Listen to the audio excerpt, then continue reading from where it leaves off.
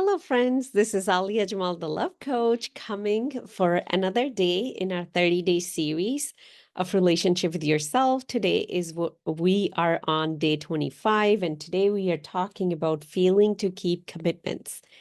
Now, that is something almost every single one of us have experienced where we'll make a commitment and then we cannot keep up with it.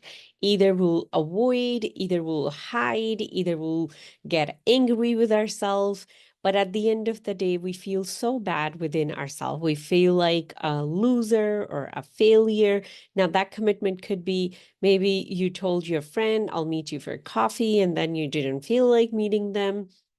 Or that could be a commitment where you decided you're going to take on this new adventure, but then you chickened out at the last minute. No matter what kind of commitment it is, we want to look at why that is showing up, why there is that we would fail to keep our commitment, the chaos that it creates within us, and why, like, what is going on that we can shift.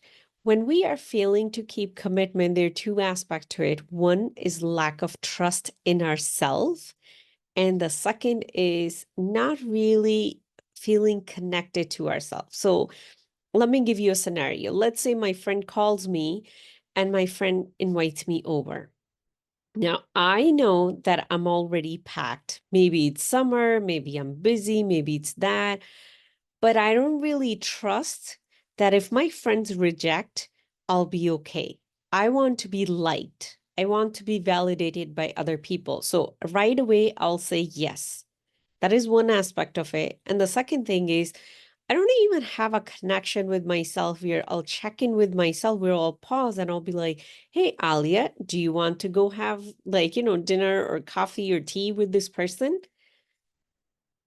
If I am not even asking myself before I'm saying yes to somebody, that means I'm not connected with myself. I am living just to get validation from other people. I am showing up for commitments just to be a good person. And we all know that we keep on this face of a good person, trying to be good, trying to be accepted, and never getting to live as who we are at our true core.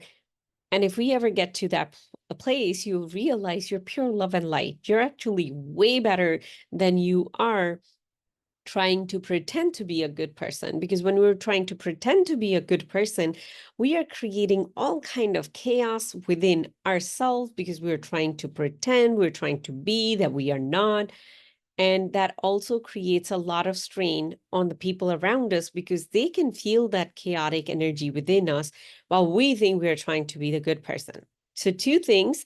One is lack of trust in yourself and lack of connection with yourself. And if this is how you keep going on, you're just going to feel down.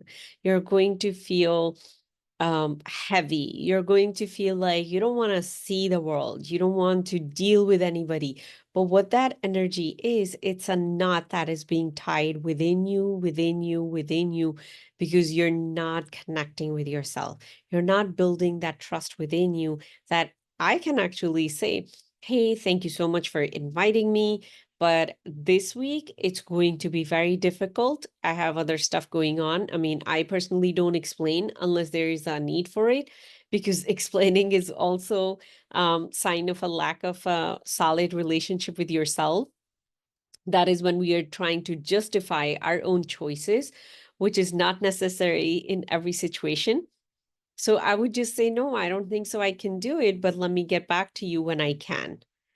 That will be the answer of a person who have solid relationship with themselves. They are not afraid of being rejected when the friends say, well, like why this person didn't show up, or however they will get offended by your no, or they are not disconnected from themselves. And I can share with all of you, when I've been able to go through some very, very very difficult situations. I've been able to have some very, very, very difficult conversations when it comes to interacting with other people, when it comes to communicating in very difficult situations. And this is my go-to. I check in with myself. I will just say, Alia, how are you feeling? Alia, do you want to have this conversation? How would you like to have it? I just pause and I get permission from myself. When you get into a habit of seeking permission from yourself, you will realize you don't need seek permission from other people. You don't need validation from other people. This year, I went through making one of the bigger decisions of my life, and the way I did it, I checked it with. Now, this is me giving you a little bit of TMI, how I run my life day to day. I checked in with the infant within me. This is one of the framework that I teach my client when we are doing the work of connecting with the different aspect of us.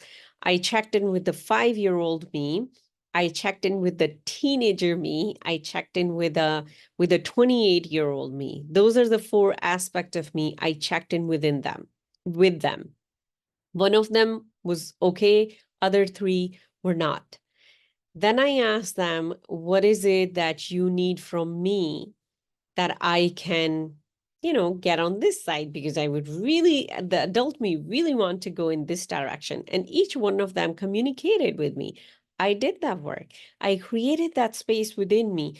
And I did not make the decision till all 4 were in a hot, solid yes. And that did require some work, that did require some time. But when I stepped into that yes, it was a fearless yes. It was no going back, no turning back. It's all force in. That is when we show up in life with our full power, where you have not left your 5-year-old 5 miles behind you. And then, the teenager is like somewhere crawling in the back, and you're just like, I want to be a good person and be accepted by other people. That is how we leak a lot of energy. That is how we end up in fatigue syndrome, chronic fatigue syndrome, feeling low energy, running on excessive coffee, and then thinking we are high achievers. So I'm trusting that this conversation has helped you see those gaps within your relationship with yourself, where just by looking at that you're failing to fulfill those commitments, or you're not showing up for those commitments that you have made, how it shows a gap in the connection you have with yourself and the level of trust that you have with yourself. If this is something you want to go deep into, you can always reach out to me. You can go on my website, aliajamalcoaching.com. You can DM me if you're watching this somewhere on social media, and we can have a conversation. And I would love to be your guide on healing your relationship with yourself, because that is the most important relationship you'll ever have in your life. I'm sending you so much love, and I'll see you with day 26. Bye.